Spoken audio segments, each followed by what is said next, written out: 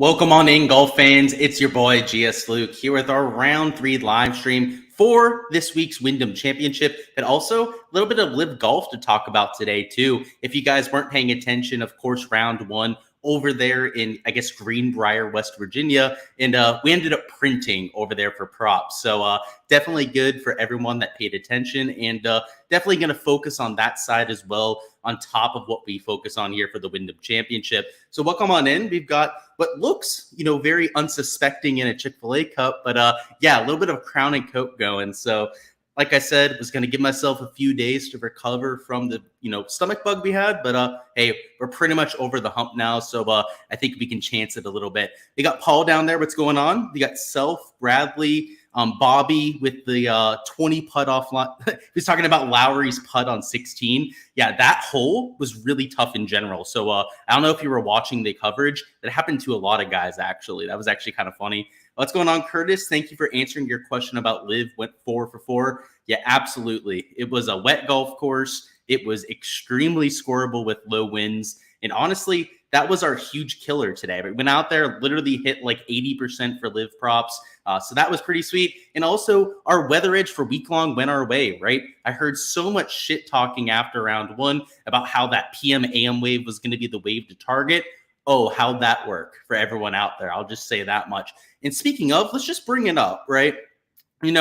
There's one thing when there's a weather edge, right? And you get it wrong or something like that, right? And that happens, right? You can go out there and get a weather edge wrong. It's different when people start clowning you about it, right? So after round 1, people were looking at this weather edge, right? It was like, what is it? Like 0.3 shots, 0.31 shots for the morning wave. And then, of course, today, right, completely flipped, right? It was 0.7 shots versus the other wave. I even told you guys for Showdown that I thought it might be possible that the PM wave was better. And people told me I was insane for it. In fact, I got multiple DMs from people where people were like, you were wrong for Thursday and now you're going to be wrong for Friday. Well, how are those for you, right? Not only were we right for today, it completely flipped for the main slate too. So I don't know. I was just going out there reading a weather forecast. I didn't think it was that much of a hot take. And honestly, right, the weather forecasts weren't in conjunction, right? There were like 4 or 5 different models that I trust that were all saying conflicting things. All I did was went with the one that was the most common, right? That 3 out of the 5 models were predicting, which was the, advantage there for the AM PM wave. So again, I just want to point that out, really only because I had a few people chirping me about it, just because I know they'll be watching this live stream and I want to give them the big old middle finger to that. So cheers to everyone that stacked that AM PM wave, was able to get more players through the cut because of the clearly under par scoring average this afternoon. I'm one of those people, right? 6 of 6 percentage is pretty low this week with Denny McCarthy at 35% missing the cut. A bunch of other chalky pieces too that ended up missing the cut. A bunch of decent value plays too, right? That just hardly missed out on it. But luckily, because I stacked, especially with my value plays, the guys that are playing this afternoon, well, we got a bunch of 6 of 6s. In fact, I think I'm at like 12% right now. So compared to the average, it's about double. So cheers to that, everyone. What's going on, Bobby? You made a ton of paper today. I think I made like $800. So with my unit size, that's nothing crazy, but we'll take it. You might have had better pairings than me. For LIV, our hit rate was like 80%, so it very well could have been a print fest if you did it the right way. I unfortunately had quite a few like 1 of 2s, right, where I had like almost all of my misses, right, were in 1 of 2s, right, not in like 0 of 2s. So that was kind of unfortunate, but we'll take it, right? We are a plus across the board. In terms of our Showdown contest, JK took it down today, so congrats to him. Pretty solid lineup, right?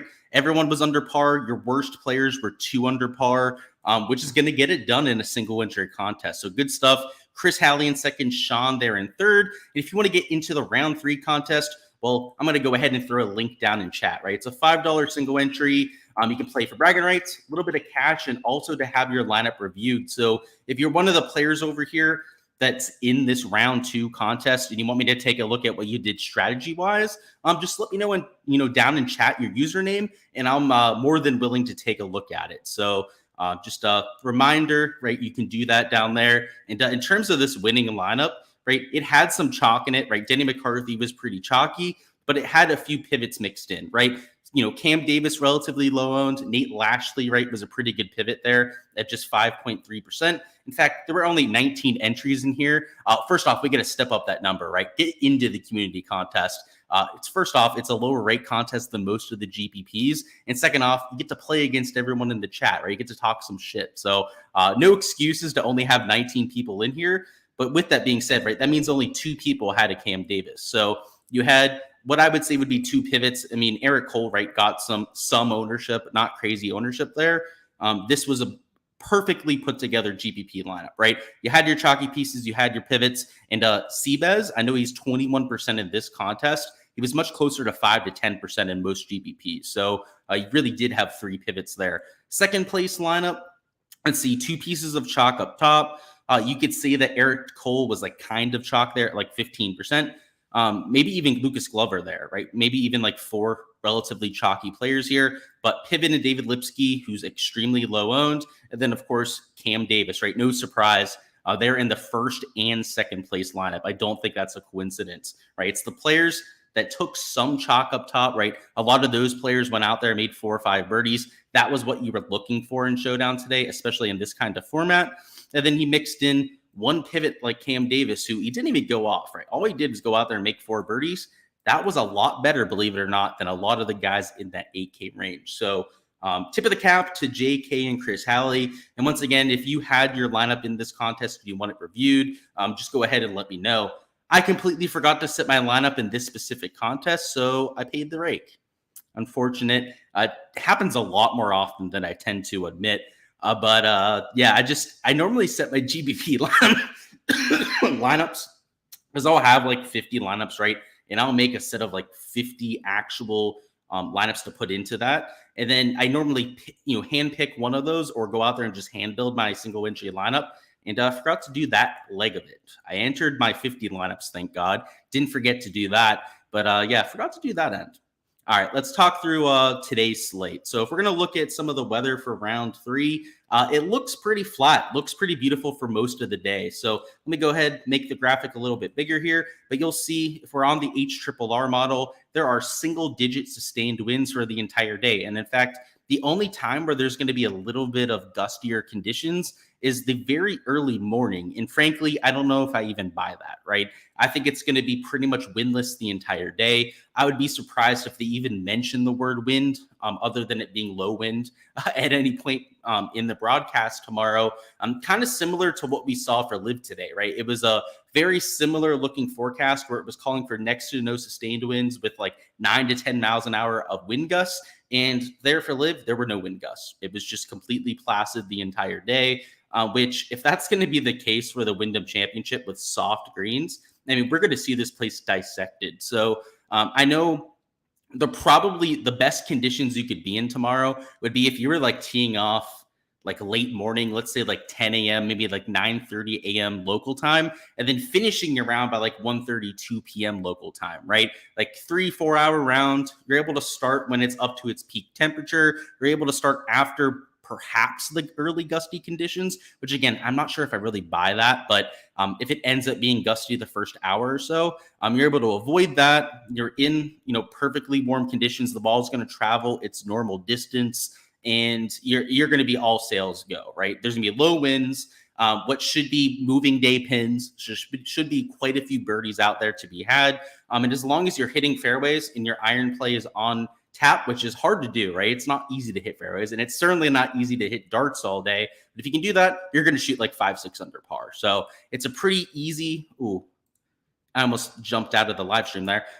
It's a pretty easy formula for success. So it's not very different from days 1 and 2, except that I think that the round 3 scoring average will be significantly better than what you saw for the first 2 days. There's no rain to combat. The scoring average this afternoon of like 1.14 under par, I think is pretty comparable to what we're going to see there tomorrow, if not better than that, like 1.5, 2 under par. So, I mean, just for direct evidence of that, if you want to look at the LIV score today, which I know it's a completely different league, right?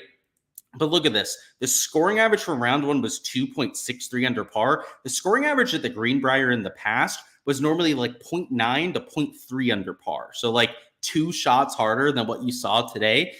There were, completely calm conditions like we're going to have for PGA tomorrow, and soft greens because of recent rain in the area. And this golf course with the Greenbriar, by the way, you may say, oh, LIV just set it up easier. They used the Sunday pins round 1 because they knew it was going to be completely calm out there. They said so on the broadcast. And second off, they went out there and added 150 yards to the golf course. So if anything, it played harder now than what you would normally see at like the Greenbriar year to year. And because of the weather conditions, it still played 2.5 strokes under par. So when we're looking at this PGA board and specifically for props later on, I think you're going to see these guys tear up the golf course. This 0.77 under par scoring average, I think, is going to look minuscule compared to what you see tomorrow in terms of scoring. So I don't know. When we're looking at strategy, when we're trying to target players, we've got to know that we're looking for the ceiling of all ceiling performances. There's going to be plenty of like 6, 7 under par rounds. And if you're going to take home the largest of GPPs, you're going to have like 6 under par or at least 5 under par for probably all 6 of your spots. Let's see. Let's go ahead, share our screen here, go over to the DFS side, and we'll talk through some of my top plays. Of course, guys, all of my projections are over there on the Patreon page. You've got ownership for every player, my player poll points to go over there and use in your optimizers. But a few specific plays that we're going to run through together that I think you might want to keep an eye on, right? Perhaps just a little bit of a sneak peek, right, of what you can see over there on the Patreon. Before we do so, let's check up on chats. Let's see. Thank you for the fire today. Made a ton. That's right. We already went over that. That's right. How about you enter a lineup? That's right. Sorry. I need to. It's $5. Hey, I paid the rake for you at least. Horschel was goated. Hell of a comeback. Yeah, he had a heck of a day today. You have an outright on Todd and JT who wins. I mean, frankly, probably not one of those two, right? I mean, Russell Henley looks unbeatable at this point. Like I said yesterday, this 37% win rate is just disrespectful to him. And in terms of some of the other guys up top, like Lucas Glover, right? He's being disrespected. JT Poston, right? One of those 3 is guaranteed to win. If you can't tell, I'm being very sarcastic there. I'm trying to mush those 3 players. But yeah, I mean, Brendan Todd at -10, that's nice to have. And even somebody like JT, he's what, like -5? Or is he -6? Wait, did he drop a shot on the last hole? No, he didn't. I'm just blind. Okay, makes sense. Yeah, he's -5. He's even got a shot to win. So we'll see. I think it's going to be really scoreable. I think you're going to see a bunch of people shoot like 7, 8 under par. You might even, and I hate to say this because it's like the ultimate jinx, but I'm just going to say it. You might see a 59 tomorrow. I'm just going to throw it out there. It's the perfect day for it. Moving day pins, which are pretty much all the 59s that you see are normally on moving day. It's low winds, receptive greens. I don't know. It's the perfect course for it too, right? A par 70. Weather is nice in Charlotte in the 90s. That's nice. And you're 90 minutes from Greensboro. Yeah, it should be beautiful tomorrow. Do you think it'll be lift, clean, in place? Likely not. There's a really good drainage system at Sedgefield, so probably not. Do I think it'll be? Yeah, that's right. Yeah, I don't think so, Bobby. What's up with Spieth not playing? It's a weak field event. He's already in the playoffs, so he probably just wanted to take the week off. He's got the new, marriage going on. He's, I'm sure, got a lot of things off the golf course he wants to handle. So, yeah, it's just a good week to take off for most tour pros. So I'm kind of surprised like Hideki and Sanjay showed up because it really doesn't matter for them. Got to play at the FedEx. Yeah, they'll be here the next 3 weeks. That's for damn sure. And hopefully they're in Atlanta, which speaking of, guys, I'm going to be at Atlanta for the Tour Championship. I've been there the last 3 years doing content, going to do the same thing. And yeah, a lot of fun. So looking forward to that. Got to book my trip tonight, speaking of. All right, let's hop into this player poll. If you have any specific questions about a player, just let me know down in the chat. More than willing to go through it. And yeah, we're going to go through some of my highlighted players now. Like I said, a few guys I think you should keep an eye on. Good old rum and Coke. You got to love it. I got to remind myself to drink it more. I always forget. So JT Poston, first player I want to point out because he could not putt today. In fact, he was your number 1 player on shots gained approach, number 1 from shots gained tee to green today. and lost over 2 strokes with the putter, which is just so atypical for a JT Poston that I really don't see it happening again, right? He's typically one of the best putters in the world. And if he hits it even nearly as well as he did today, I mean, it could be -8, -9, right? Instead of what did he shoot today? -2, right? He still shot like 68 out there. He could be shooting that 60, 61 that I was talking about before. So he's somebody that I've got my eye on. I'm going to have in a lot of lineups. It's worth noting that a lot of people are going to play him, right? That's a well-known fact. A few, large Twitter accounts went out there and were tweeting about how good that he hit it today and some of the putts that JT Poston was missing. And best be known that a lot of those slapdick casuals are 100% going to play him as a result. So if you're going to play JT Poston, just know what you're getting yourself into. It's a chalky play that's probably going to be at least 20, maybe even 30% owned in some of those single entries. So just differentiate in a different part of your lineup. Next up, we got Sam Burns, who is a good way to kind of differentiate yourself. If you're starting with a Poston, Burns, I've got it only 18.5%. He'll be one of the early tee times because of his lackluster -2 start. And in round 1, he had a triple bogey that completely derailed his round. Today was just really, I would say, average across the board, right? Wasn't hitting a lot of darts, wasn't making a lot of those Sam Burns like 20, 30 footers like you're used to seeing. And he's just a ticking time bomb waiting to go off. So I've definitely got my eye on him to have a decent round here. And 18.5%, like I know it seems like steep in terms of ownership, right? Like he's not a pivot, but compared to some of the guys around him, like it's really not all that bad, especially considering his talent level compared to some of the other players in that range. In terms of your chalk, it's pretty obviously going to be right a Russell Henley, Benny Ann, even like a JT's super chalky, Brendan Todd, Lucas Glover, Adam Svensson, right?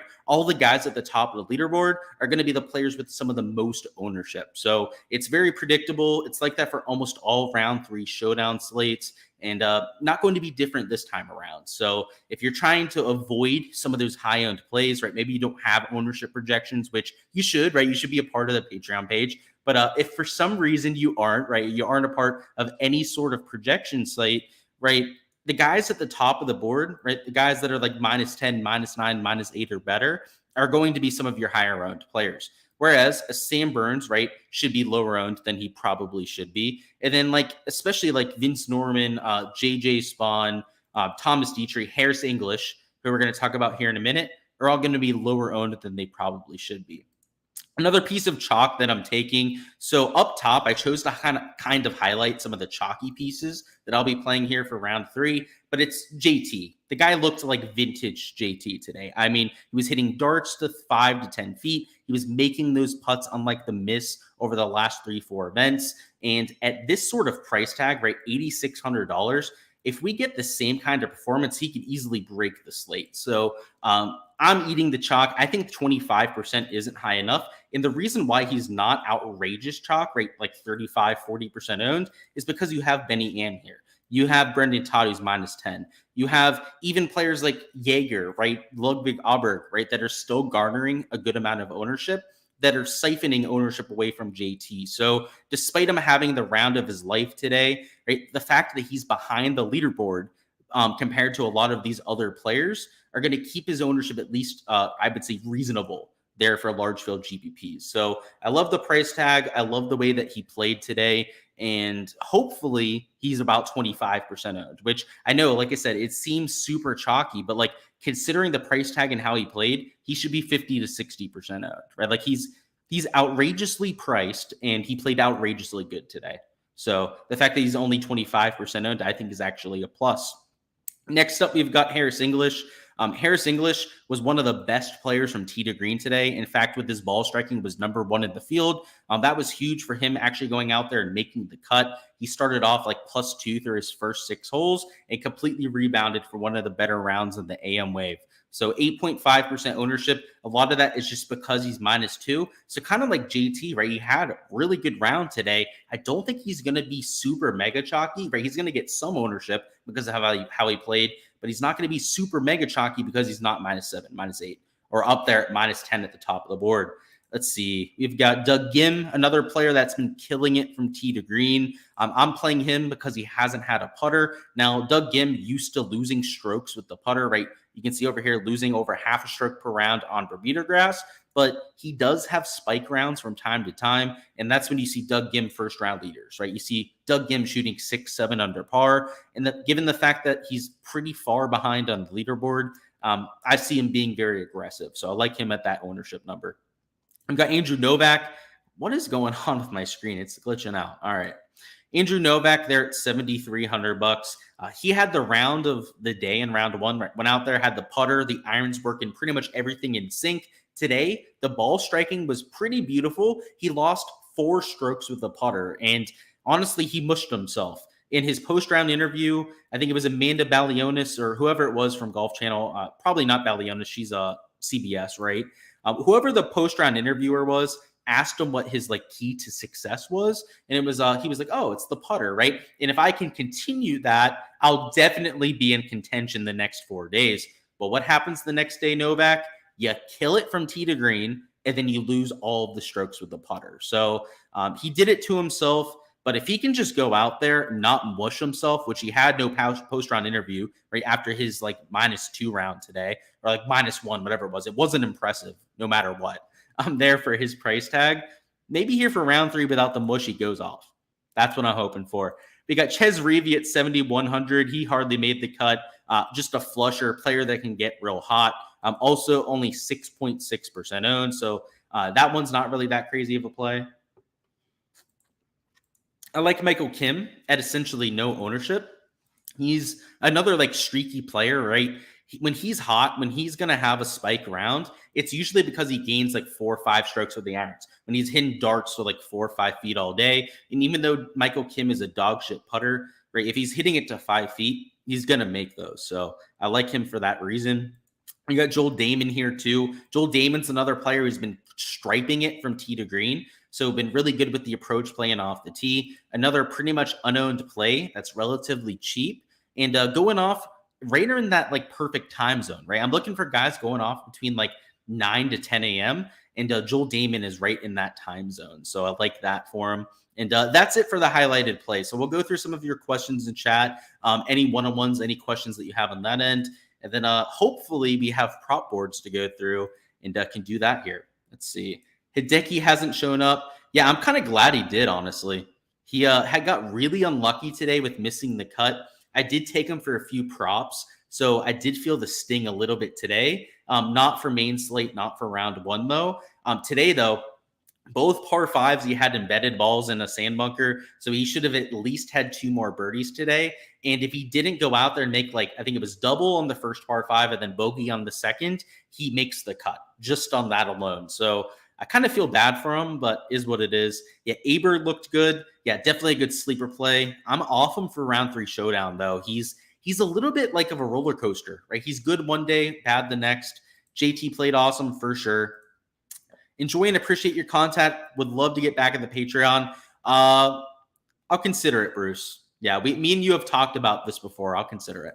All right, let's talk through some lineup construction stuff, and then we'll talk some props. So, and Bruce, I have to say, you're probably going to get back in. I just got to figure out how to contact you. So if you have a Twitter, follow me on that, and I can do it through that. So let's go through prize picks here in a second. But what I'm going to do first is go through some lineup construction stuff. Let's go over here to our contest.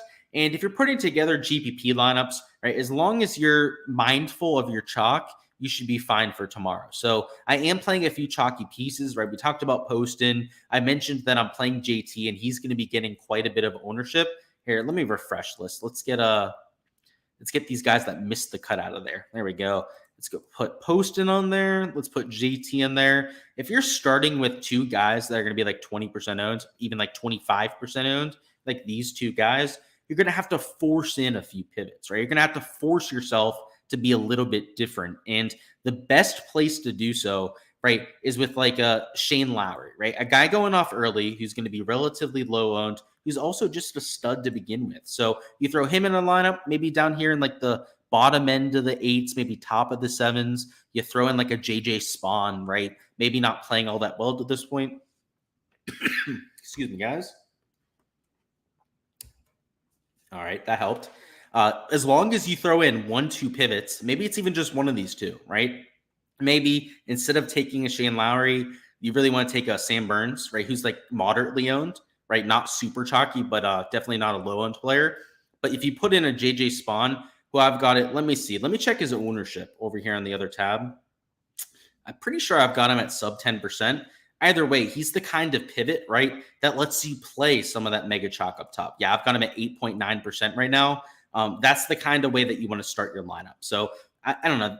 Lineup construction is boring. You guys kind of get the idea at this point. A lot of you are experienced DFS players. If you have any questions about putting together lineups, let me know. But essentially, if you have 1-2 really chalky players, just make sure you have 1-2 pivots in your lineup, right? If you have 6 moderately owned players, or like maybe your highest owned players, like 15 to 18% owned, that's fine too, right? If you're not taking mega chalk at any of your 6 spots, you can kind of take guys in that like 10 to 18% range with all 6 spots. Your product ownership is going to be low enough where you can definitely get by with it. It becomes a problem when you have like 3 or 4 guys that are 25% plus owned. Then you really have to try and, mix in guys that are going to be like sub 1% owned.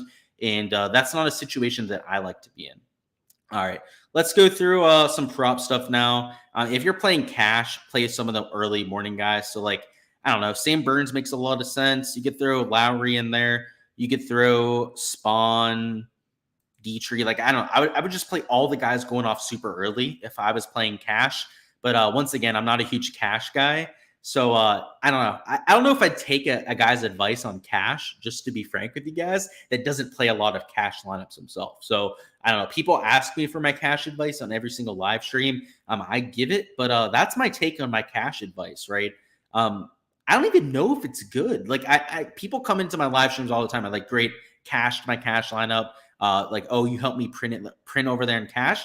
I couldn't even tell you how it's going because I don't even play the 50-50 format. I know that a lot of times in GPPs, I'm making money. So in cash, I'm probably cashing. But again, I don't have that sample size to go off of, to be frank with you. Let's see. Do we have boards over here? We have a LIV golf board. Honestly, that's all that matters. 5.5 birdies. Oh, Lord. That's aggressive. Oh, boy. I don't think I was expecting that. That seems a little bit too much. All right. So I guess that's the only prop board that we've got. So we'll talk about it here in a minute. Let's see what we've got. Thanks, dude. Greatly appreciated. We'll hit you up. Sweet. You got 5 of 6 and made the cut. You've got Scott, Aberg, Hostler, Woodland, Glover, and Hogard. You're definitely live with that. So good stuff, dude. Harris English also played well today for sure. Yeah, these LIV lines are crazy, Martin. I don't know what to make of it. Like even 4.5 for like Tringali and Stenson. Like that's what we were taking for DJ and Cam Smith today. Oh boy. What are they at for strokes? I guess strokes are probably going to be the better props, I'd have to imagine, right? And they're still kind of crazy. Ugh. All right. Well, I'll show you guys the weather for LIV. All right, we looked at the weather over there for PGA, but we got to look at it for LIV if we're going to play their props. And in short, it looks the same as PGA. There's essentially no wind to worry about. We have it on the HRRR here. You'll see that it's single digit the entire day. In terms of your wind gusts, it gets up to a whopping 7-8 miles an hour. So with relatively receptive greens, that shouldn't change all that much from day to day. You're going to see this place taken apart. The scoring average for round 1, I'll go ahead and bring up right now. I had it up before, but it's 2.63 under par. Yeah. 2.63 under par there for round 1, which is why you have everyone priced at 67.5 or better, right? That was the scoring average for the field. The birdie or better average I haven't calculated yet, so likely I'll avoid the birdie props until I get off of stream, unless anyone wants to go out there and add it up right now and wants to do me a huge favor. But I'm assuming it's probably like 4.8, 4.9. That's just literally a guess off the top of my head based on the scoring average. But there were quite a few bogeys out there. So the fact that there was like a 2.6 scoring average tells me that it was probably at least 4.8, 4.9, if not closer to 5. If the scoring average is indeed over 5 birdies, let's say it was like 5.1, 5.2, then I would kind of like these overs. Just based on what I think the scoring average was, the birdie average was, I don't know if I love these averages here. So we'll see. I mean, 5.5 for Neiman. I mean, that's just too high. I mean, that's obviously too high. Somebody like Tringali at 4.5, like that's probably too high for him.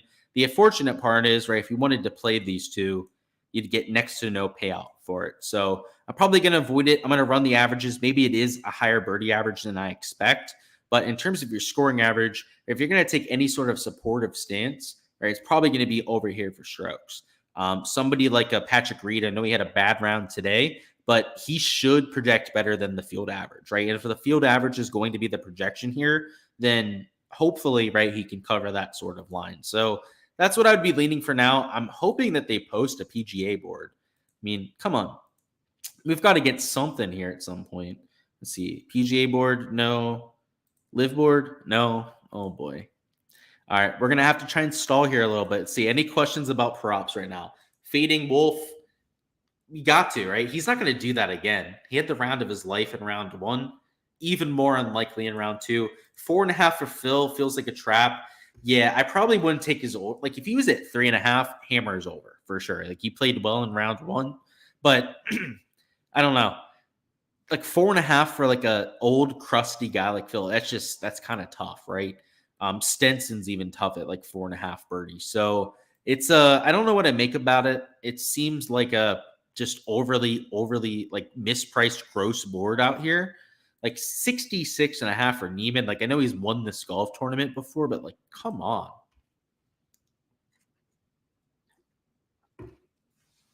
Yeah, I gotta say, this LIV board, it feels like if you can find players that just didn't have their stuff in round 1, you might be able to find some good fades. Like, Matthew Wolf's probably not going to repeat his round 1 performance. Like, I could easily see that being a fade. The issue is, right, if you want to go with all fades, if you do that, right, you get next to no payout, like I said. So it's just like, not the best board for prize picks. An underdog, you can make it work, right? We can take fades. We'll get normal payouts over there on that side. But for prize picks, yikes. Let's see. If we were going to take an under, it'd be like an under on strokes. We could throw like, I don't even know at this point, frankly. I mean, Taylor Gooch looks like a robot today. Like, he's probably not a bad choice. Brooks Koepka looked like Brooks Koepka today. So that's probably not a horrible choice. But he's got to shoot -4. Like, geez Louise. I don't know. I don't know if I can do it, frankly. These numbers are crazy. Hey, Luke, I don't see your channel on Discord. Yeah, I've got to send you an invite, Bobby. You got kicked for your Discord. Sorry, your Patreon did not have a payment on it. It got declined. But obviously, you're good now. I'm messaging you on there. Neiman at 68 today was fire. Yeah, it was free. There were a lot of guys that were free, right? Like Taylor Gooch, he was at 68. That was ridiculous. They had Phil Mickelson at 3.5 birdies. He made like 6. Like, that was kind of crazy. We had guys like DJ, right? He made like 5-6 birdies. Cam Smith easily covered his birdie. I shouldn't say easily covered his birdie mark because it wasn't easy. Cam Smith was at 4.5 today, and he had to hit a dart on 18 to cover. So that's what I want to use for some perspective here, okay? So they have these guys at 5.5 birdies, so they've got to get to 6 birdies. Cam Smith covered for us today. He's a legend, right? Don't get me wrong. I'm not talking shit about our boy. He's my favorite golfer in the world besides Jordan Spieth. He's my number 2 golfer. But Cam Smith, right? He had to hit a dart on 18 to like 2 inches to cover. So let's not think that like at 5.5 that these guys are free. Like, they're just going to be a free bet for us. So like that's why I have a hard time playing them. And if we're going to take fades, you get a lower payout. Eros lured you into that ban. Yeah, pretty much. You got a new card, lost the last one. Yeah, we'll get you in there then. I was thinking it was something like that. PJ board is up. Sweet. Look at that. We stalled long enough. Bobby, I love you. Look at that. We're able to just talk random nonsense for long enough. Okay. So they've got the board priced lower. That's unfortunate. I was hoping it would be very similar to today, but nope. Ugh. Yeah. I've got to say, I kind of agree with the strokes board here. So we've got the first set of strokes. If I was going to set some of the studs, I'd probably put them at 67.5. So I tend to agree with it.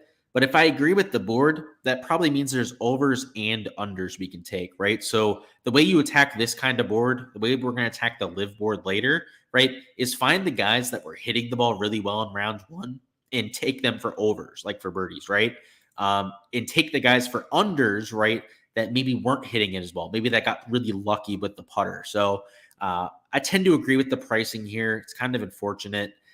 These kind of sites like Prize Picks, they know that they can price the board really high, and that if people want to take fades, right, like we want to do over here for some of the live guys, that you can't do it together because you'll get a lower payout. So they just try to handicap that as much as they can, which is why I'm hoping we get an underdog board here soon. Let's see. Do we have a live golf? No. Do we have a PGA board? Negative. Ugh. Underdog must have lost a lot of money today if they're not posting a board. That's all I've got to say about that. All right. I think that's all we've got for the live stream, guys. I've got to go out there, get some dinner in my belly. If you're going to play anything at this point, over there on Prize Picks, right, like just selective unders. Finding players that have tee to green stats can go out there, do the same thing for round three, are going to go low. Conditions are perfect. Low winds, receptive greens. You're going to see birdies made. It's the same thing for live, right? Like I said, there's probably some fades you can take, but there's going to be plenty of guys that still go nuclear tomorrow, right? It's going to be receptive. You're going to have low winds once again. It's just, it's not as straightforward as some slates might be, right? Where we're going out there and taking all overs or all unders for that kind of slate. It looks like we got a birdie or better board. So I'll go ahead and refresh my screen, show you guys what we got. But 4.5 for most players. If I was going to take anything, right, I'd rather take these 4.5s than these stroke numbers, right, at like 67.5. I'd rather take a guy to go out there and make 5 birdies, especially with moving day pins. There's going to be birdies and bogeys to be had out there. So for an early morning tee time like a Sam Burns, like that feels like a pretty solid over to take. Let's see who else. Let's make a slip here for the stream. We could go with Lowry. What did he do today? I guess that's a good reference point, right? He played really well today, actually, despite his score. 1, 2, 3, 4, 5. So he would have covered this line. Let's see. Was it putter based or striking based? It was mostly ball striking based. Right, like I'll get back to that, right? He covered today without his putter, right? Sam Burns, we know he's just a really high upside birdie maker. Like, this is perfect for the stream slip. So for our stream slip, for anyone that stayed, I know people might have hopped out of there real quickly. It's these two players. So, hey, you got rewarded if you stayed by and you were loyal. So hit that like button on the way out of here. I appreciate everyone who stayed by. Again, round 4 stream pretty much at the same time tomorrow, so look forward to that. And best of luck with all of your slips and all of your lineups out there tomorrow. Should be a fun one. We've got a lot of props to bet, right? Multiple golf tournaments at our disposal, and a showdown slate for round 3, which is usually one of the most profitable to take advantage of. So play some game theory, play some pivots. That would be my advice to you out there, and I'll see you at the top of the leaderboards.